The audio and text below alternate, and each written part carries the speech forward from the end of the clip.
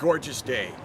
Toronto right now, I mean, I can't say it's the greatest city in Canada because people get mad. Do you know that it's the one place that if you're from, you can't have civic pride?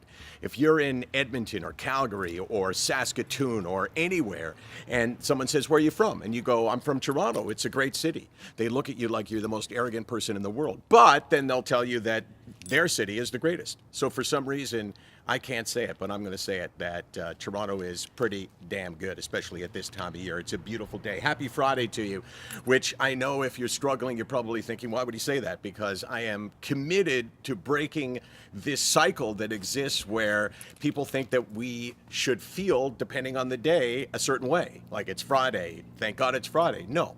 A lot of what those of us that struggle with a mental health issue feel is not based on the day, it's based on our mental health and our mental well-being. I'm feeling pretty good today, so I wanted to share that with you because last week there was a time when I wasn't feeling so good and I shared that with you. And I think it's important to do so you understand that you and I have something very much in common. I wanted to give a shout out to my buddy James Hetfield from Metallica.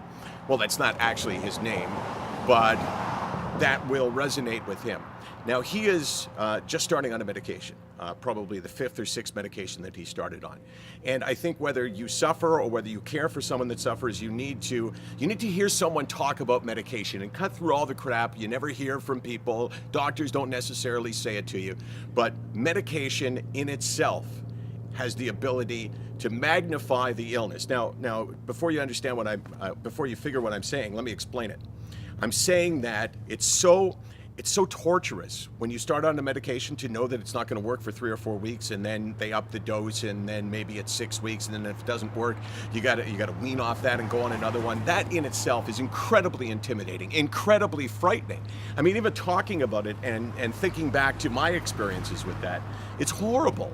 It's horrible. So if you care for someone and you believe that medication is the best thing for them, and they do too, and they show fear, and they show some lack of motivation to dive in, that's why.